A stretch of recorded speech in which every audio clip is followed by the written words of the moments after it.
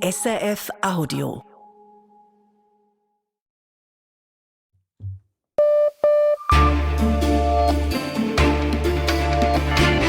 Radio SRF Echo der Zeit mit Brigitte Kramer. Die Themen vom Sonntag, dem 23. August. Neue Eskalation im Zollstreit zwischen den USA und Kanada. Der kanadische Premier Mark Carney spricht von einem Angriff und droht mit Gegenzöllen. They're a miscalculation because Canadians will always take care of each other. We know we're stronger together. Die USA hätten sich verrechnet, Kanada stehe zusammen. Mehr zum drohenden Handelskrieg gleich. Dann wegen russischer Angriffe auf Häfen am Schwarzen Meer. Die Ukraine kann ihr Getreide kaum noch exportieren, mit Folgen auch für den Weltmarkt. Ernüchterung in Westschweizer Zeitungsverlagen. Auch die Finanzhilfe durch einzelne Kantone ändert nichts an den strukturellen Problemen. Und gut ein Jahr nach dem Bergsturz von Blatten. Der Schuttkegel bewegt und verändert sich und wird von der Wissenschaft akribisch beobachtet.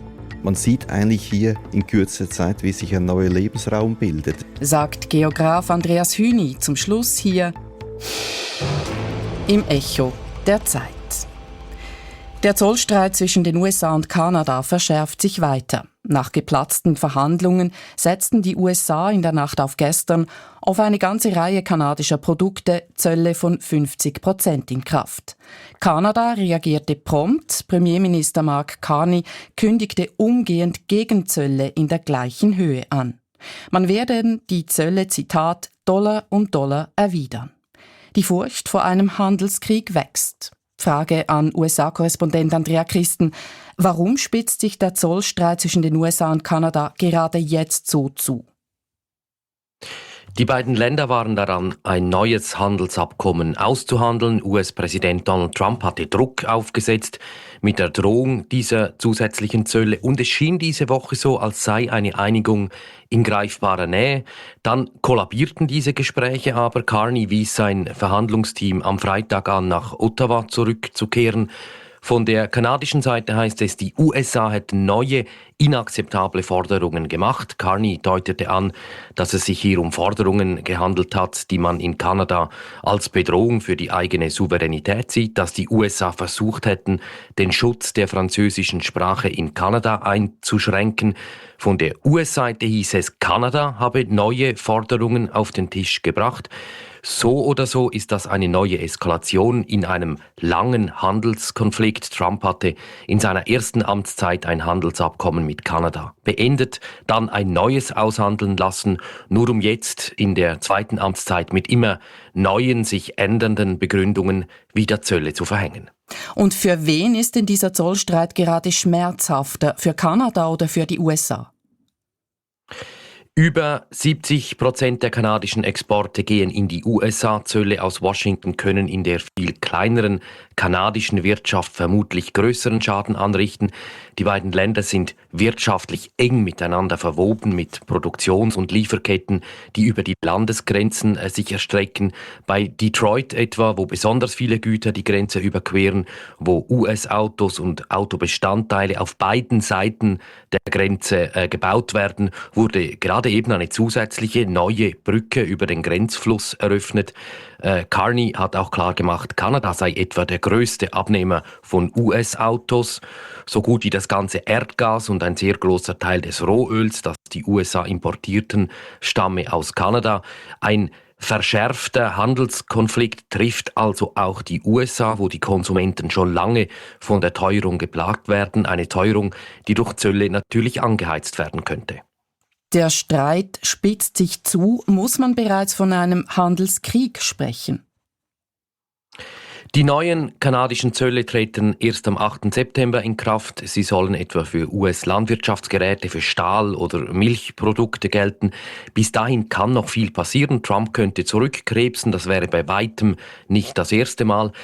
Aber ja, zwei Länder, die gezielt die jeweils andere Wirtschaft mit Zöllen schädigen wollen. Wenn wir diese Position nehmen, ist das ein Handelskrieg. Auch Carney spricht offen von Krieg und erscheint gewillt, diesen auch auszutragen.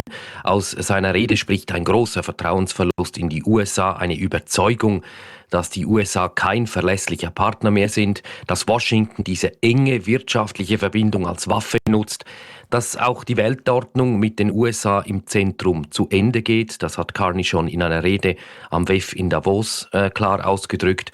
Er erklärt auch immer wieder, unter ihm werde die kanadische Wirtschaft stärker auf andere Handelspartner jetzt ausgerichtet. In Kanada, wo man sehr eng mit den USA zusammenleben muss, scheint man, das gilt wenigstens für Carney, auch davon auszugehen, dass diese Beziehung langfristig gestört ist, auch über Trumps zweite Amtszeit hinaus. Danke für diese Informationen, Andrea Christen, direkt aus den USA. Nach dem Großbrand in Thusis im Kanton Graubünden wurden 5 Personen vermisst. Nun ist klar, das Feuer forderte 4 Todesopfer. Mehr dazu in der Nachrichtenübersicht mit Manuel Risi. Ausgebrochen war das Feuer in der Nacht auf Freitag in einem Restaurant mit Wohnungen. Zuerst sprach die Polizei von 5 vermissten Personen. Das sei aber ein Missverständnis gewesen, sagt Pascal Fetsch, Mediensprecher der Kantonspolizei Graubünden. Das Missverständnis ist gekommen aufgrund von dem, dass eine Person doppelt geführt worden ist, einmal unter den Verletzten und einmal unter den Vermissten. Bereits gestern fanden die Einsatzkräfte 2 Personen tot im Gebäude. Heute nun fanden sie auch die 2 zuletzt noch vermissten Personen tot im Haus, das zum Teil eingestürzt ist. Nach Ausbruch des Feuers konnten sich 14 Personen in Sicherheit bringen. 8 von ihnen wurden verletzt, 2 davon schwer. Warum es zum Brand kam, ist unklar. Die Ermittlungen laufen. Der ukrainische Präsident Volodymyr Zelensky hat der Forderung nach Neuwahlen erneut eine Absage erteilt. Wahlen würden ein großes Risiko darstellen, sagte Zelensky laut Nachrichtenagenturen. Sie könnten die Ukraine spalten. Der entlassene ehemalige Verteidigungsminister der Ukraine, Michailo Fedorov, hatte gefordert, das Land müsse trotz der russischen Angriffe einen Weg zu Wahlen finden. Wegen des Kriegsrechts sind Wahlen in der Ukraine seit 2022 ausgesetzt, so wie es die Verfassung des Landes vorsieht. Die letzte reguläre Wahl fand 2019 statt. In Griechenland ist es in einem Haftzentrum für Asylsuchende zu Ausschreitungen gekommen. Laut griechischen Medien wurden dabei 5 Personen verletzt, mehrere Personen seien festgenommen worden. Das Lager befindet sich in Sindiki, nahe der bulgarischen Grenze. Die Unruhen brachen gestern Abend aus. Eine Gruppe von Migranten soll einen Teil der inneren Umzäunung niedergerissen haben. Danach griffen sie die Sicherheitskräfte an mit Steinen und anderen Gegenständen. Einige Migranten konnten aus dem Lager fliehen. Im Lager von Sindiki sind etwa 500 Migranten untergebracht. Die Mehrheit von ihnen soll abgeschoben werden. Zahlreiche Fische sind in den letzten Tagen im Süden Polens verendet, das meldet die polnische Wasserbehörde. Aus dem Gleiwitzer Kanal seien innerhalb einer Woche mehr als 4 Tonnen tote Fische geborgen worden. Grund für das Fischsterben sei die Blüte der giftigen Goldalge. Diese habe sich in einem bestimmten Abschnitt des Kanals festgesetzt. Die Behörden versuchen nun, die Ausbreitung der Goldalge zu verhindern. Der Gleiwitzer Kanal ist ein Nebengewässer der Oder. Das Galankertal im Kanton Graubünden ist weiter nur durch Helikopter zu erreichen. Die Straße durch das Tal bleibt gesperrt von Molina Nord bis zu den Steinbrüchen von Arvigo. Die Bündner Behörden wollen morgen entscheiden, wann die Straße wieder aufgemacht werden kann. Mehrere Schlammlawinen haben die Straße letzte Woche verschüttet. Die Behörden haben eine Luftbrücke eingerichtet. Zum Sport. Der Schweizer Steve Gerda ist Weltmeister im Springreiten. Er hat damit einen weiteren Meilenstein in seiner Karriere erreicht. Sportredaktor Yannick Breu. Steve Gerda bleibt an der Weltmeisterschaft im Deutschen Aachen als einziger Reiter ohne Fehler und gewinnt WM-Gold. Der 44-jährige Schweizer ist nun Olympiasieger, Weltmeister, Europameister und Weltcupsieger. Das hat vor ihm noch keiner geschafft. Und eine weitere Schweizer Medaille gibt es an der Kunstturn-Europameisterschaft. Die Schweiz gewinnt im Teamwettbewerb Bronze. Für die Schweiz ist es die 3. Teammedaille der Männer an Europameisterschaften. Der Sieg geht an Großbritannien vor Russland unter neutraler Flagge. Vom Sport zum Wetter, Manuel Risi. Morgen ist es zunächst recht sonnig, gegen Abend nehmen die Wolken zu und es entstehen über den Bergen erste Platzregen und Gewitter. In der Nacht auf Dienstag wird es verbreitet nass, die Temperaturen erreichen 26 Grad. Es ist Erntezeit in der Ukraine, einer der Kornkammern der Welt. Rund 60 Millionen Tonnen Getreide sind für den Export bereit. Allerdings ist es der Ukraine derzeit nicht möglich, das Getreide in die Welt zu verschiffen. Wegen russischer Angriffe sind die Häfen am Schwarzen Meer faktisch geschlossen. Auch der Transport über die Donau ist wegen der Trockenheit erschwert. Ich habe von Wirtschaftsredaktor Dario Pelosi wissen wollen, was bedeutet das nun? Das ist ein großes wirtschaftliches Problem. Um eine Größenordnung zu geben, vor dem Angriffskrieg Russlands liefen 95% des Getreideexports über die Schwarzmeerhäfen. Und die Agrarexporte, die machen die Hälfte der Exporteinnahmen des ukrainischen Haushalts aus. Kommt dazu, wegen der Trockenheit dieses Sommers dürften Mais- und Sonnenblumenkerne früher geerntet werden müssen als sonst. Und wenn die Silos nun noch voll sind vom Winterweizen, weil eben der Export klemmt, gibt es ein Platzproblem. Und der dritte Punkt: Können die Produzentinnen und Produzenten ihre Waren nicht verkaufen, fehlt ihnen schlicht das Geld, um Saatgut für den Herbst und den nächsten Frühling zu kaufen. Eine Alternative wäre der Landweg. Allerdings kam es 2023 zu großen Protesten polnischer Bäuerinnen und Bauern, weil die Ukraine Getreide in Zügen über Polen transportiert hat. Wie steht es um die Option Landweg heute? Er ist eine Option, derzeit die einzig mögliche, aber es harzt an vielen Stellen. Zum Beispiel, derzeit wird nicht nur in der Ukraine geerntet, sondern eben auch in den Nachbarländern wie Polen. Die Kapazitäten sind also grundsätzlich beschränkt. Güterzüge verkehren in der Ukraine mit einer anderen Spurweite als in Europa. Es muss also umgeladen werden, das ist teuer.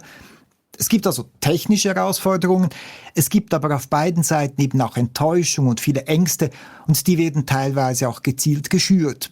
Polnische Bauernfamilien zum Beispiel wehren sich gegen ukrainische Getreideexporte, weil ihnen suggeriert wird, diese stünden in direkter Konkurrenz zu ihren Agrarprodukten, auch wenn das nicht unbedingt so sein muss.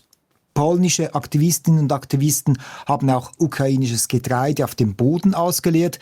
Für Ukrainerinnen und Ukrainer ist das eine riesige Provokation, denn Getreide ist eben für sie nicht nur einfach ein Produkt, sondern ein wichtiger Bestandteil ihrer nationalen Identität. Doch es gibt Bemühungen, diese Diskussionen zu versachlichen. So trafen sich vor wenigen Tagen ukrainische Produzentinnen und Produzenten virtuell mit polnischen Logistikfachleuten. Die Idee da, Lösungen zu suchen, die eben für beide Seiten gut sind. Und gibt es da schon konkrete Ansätze? Wie sehen diese Lösungsvorschläge aus? Also natürlich geht es um den Abbau bürokratischer Hürden, effizientere Zollabfertigung, 24 Stunden, 7 Tage die Woche. Es wurde auch diskutiert, ob und wie viel mehr Züge zur Verfügung gestellt werden könnten. Und zum Beispiel wurde auch festgehalten, dass es eigentlich eine Normalspurbahnlinie gibt von Polen in die Ukraine und von beiden Ländern auch in den letzten Jahren restauriert wurde. Bisher wurde sie aber nur für Testfahrten genutzt und nicht für Transporte, weil die Zollabfertigung fehlt. Also der zentrale Tenor war Vertrauen schaffen, Klarheit schaffen, dass Getreide aus der Ukraine nicht für den polnischen, sondern für den Weltmarkt bestimmt ist. Selbst wenn Hürden aus dem Weg geschafft wären, wie viel des Getreides ließe sich überhaupt auf dem Landweg exportieren? Der ukrainische Minister für Agrarpolitik hat hierzu einige Zahlen genannt. Er rechnet damit, dass 30-50% des erwarteten Exportvolumens auf dem Landweg exportiert werden könnte. Aber eben diese Route, die kostet viel mehr als jetzt der Export auf dem Seeweg. Die Ausfuhr von Getreide aus der Ukraine ist blockiert, respektive schwierig. Auch die Straße von Hormuz ist zu. Welche Auswirkungen hat das auf den weltweiten Getreidemarkt? Also die geopolitische Instabilität und die Trockenheit haben Auswirkungen auf die Getreidepreise. Indirekt eben auch, weil zum Beispiel Preise für Düngemittel oder Treibstoffe steigen und die Produktion teurer machen. Gibt es eine Entspannung in den Kriegsregionen, gerade auch im Schwarzen Meer, dann dürften die Preise sinken und dann könnte auch das ukrainische Getreide auf den Markt kommen. Es gibt also viel Unsicherheit, und wenn die Preise schwanken, heißt das auch, dass die Preise für Lebensmittel und Tierfutter schwanken. Das ist für uns vielleicht unangenehm, teuer. In ärmeren Ländern haben höhere Preise aber direkt Einfluss, was die Menschen sich an Lebensmitteln noch leisten können. Die Weltbank sieht da Länder in Ostafrika besonders gefährdet, Länder wie Myanmar oder die Philippinen, aber auch Länder in Lateinamerika. Sagt Dario Pelosi von der SRF Wirtschaftsredaktion. Sie hören das Echo der Zeit. So geht es bei uns weiter.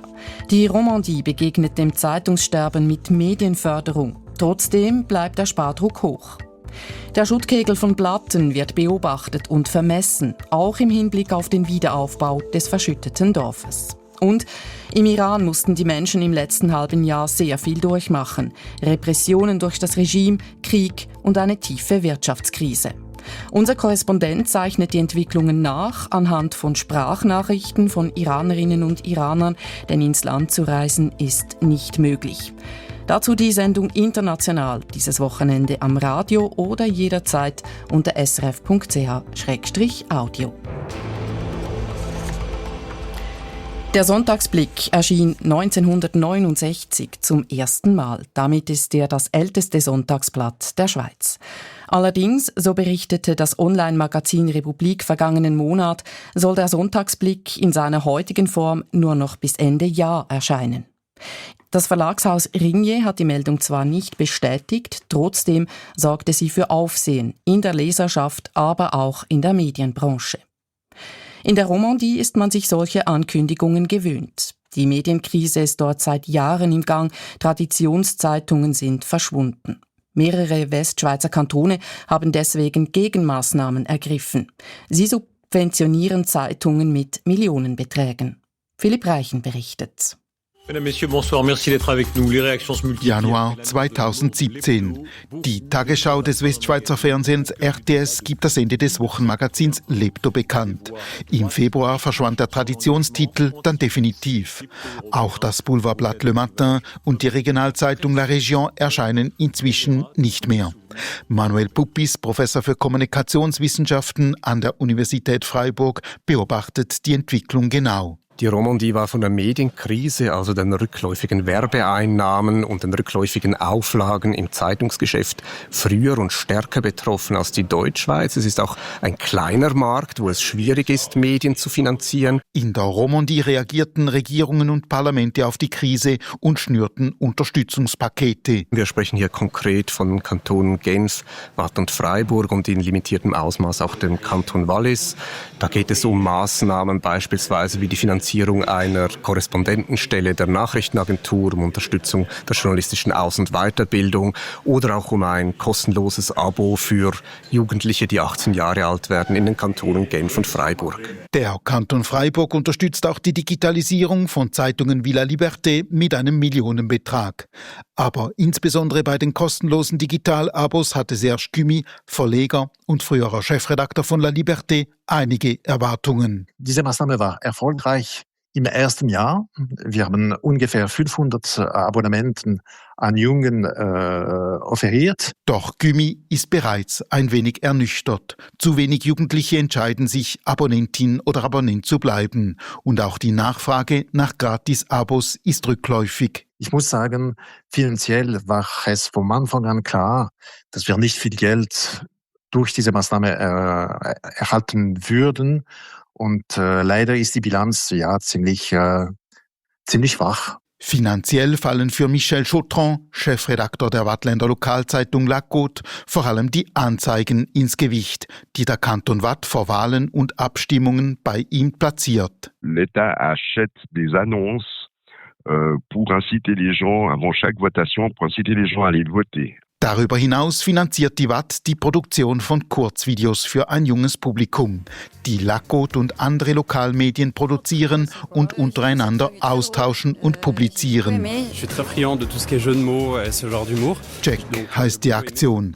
Das sei zwar viel Gutjournalismus, aber helfe ein junges Publikum zu erreichen und auf klassischen Journalismus aufmerksam zu machen, so Michel Chautron. Jack n'est pas vraiment du journalisme, il faut bien le dire, c'est des sujets plutôt un peu légers, un peu fun, on doit s'adresser aux jeunes.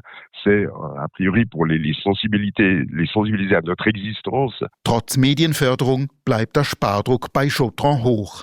Liberté-Verleger Serge Cumi muss Ende Sommer sogar mehr als 1 Dutzend Mitarbeitende entlassen.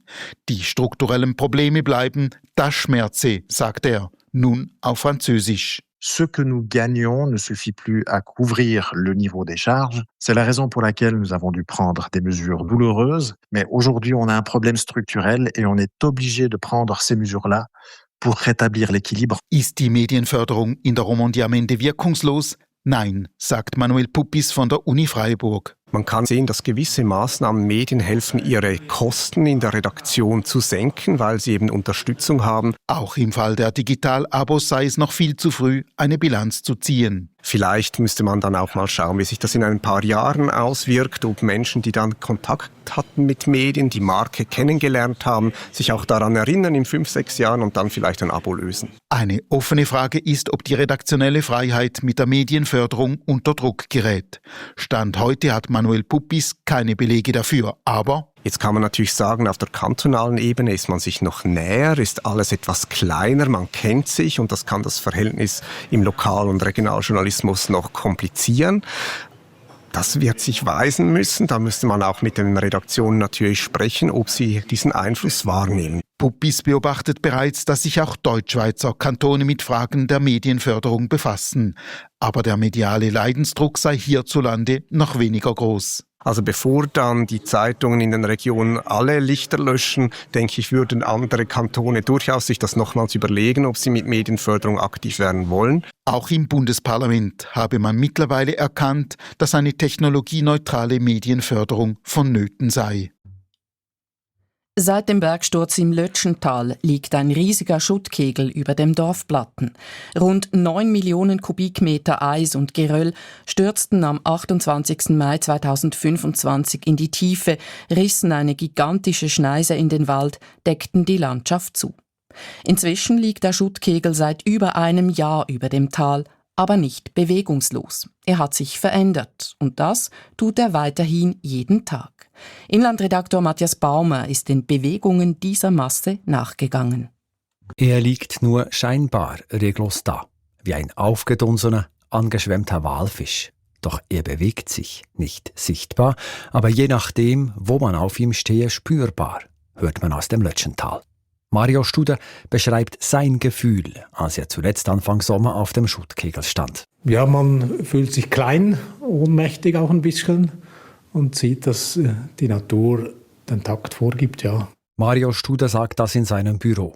Er ist Vermessungsingenieur, beobachtet Naturgefahren und er horcht und sieht in den Schuttkegel im Lötschental hinein, von Zürich aus.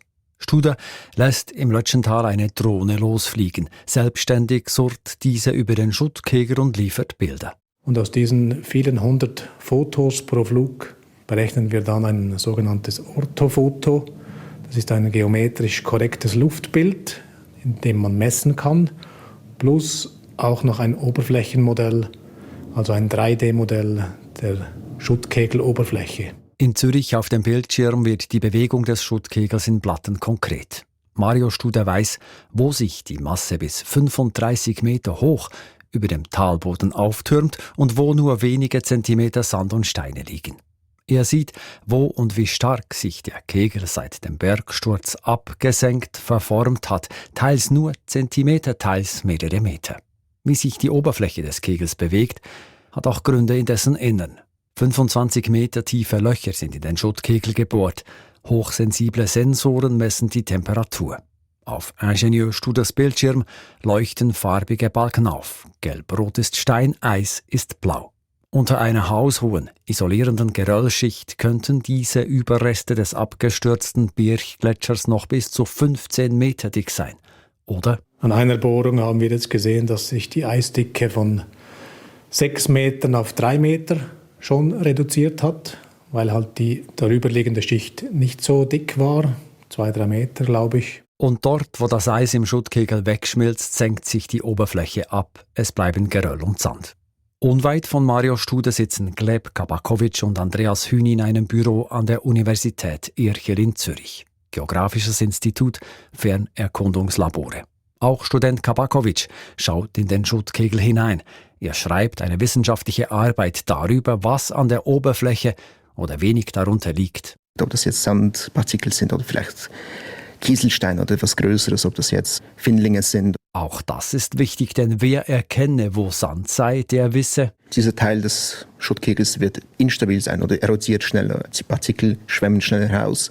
Wir können sagen, er setzt sich eigentlich in kürzester Zeit mehr als andere Bereiche des Schuttkegels. Veränderung lässt sich erkennen und antizipieren.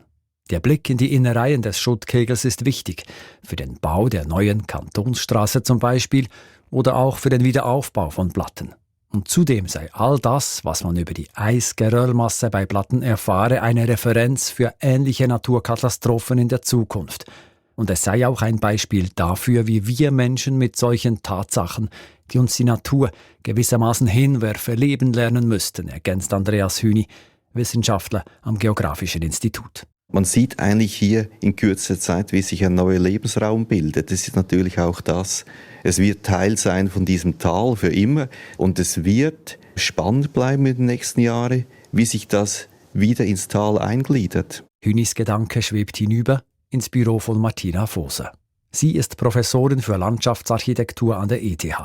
Sie misst keine Temperatur, nicht wie fein der Sand, wie die Steine sind. Martina Voser schaut mit anderen Augen auf den Schuttkegel, auf das ganze Lötschental und fragt sich: Wie fest wird diese Landschaft jetzt in Zukunft wieder bewirtschaftet? Wie fest wird sie einfach verwildert? Für sie sei der Schuttkegel ein Wesen, das vom Nesthorn ins Tal gefallen ist. Eines, welches eine über Jahrhunderte gewachsene Kulturlandschaft ausgelöscht habe und die nun in kurzer Zeit neu gedacht werden müsse. Ich glaube, die Diskussion eilt. Die Natur sei schnell, der Schuttkegel lebe, Veränderungen seien im Gang. Dabei geht es nicht nur um die Dicke von Eis und Geröll, nicht nur um Straßenführung und Wiederaufbau von Platten. Es gehe auch darum, wie das Tal mit diesem Schuttkegel leben wolle und müsse. Es gehe um Ängste und Hoffnungen der Menschen dort, die nun in ein ganzheitliches Raumkonzept zu überführen seien. Mache man das gut? Ich glaube, es gibt wirklich ein schönes Zusammenspiel von Vergangenheit und Zukunft. Einer gemeinsamen Zukunft von Tal und Schuttkegel. Matthias Baumer. Das war das Echo der Zeit am Sonntag, dem 23. August, Redaktionsschluss 18.27 Uhr. Pascal Bieber war für die Sendung verantwortlich, für die Nachrichten Fabienne Wüttrich. Mein Name Brigitte Kramer. Schön waren Sie dabei. Das war ein Podcast von SRF, produziert im Auftrag der SRG.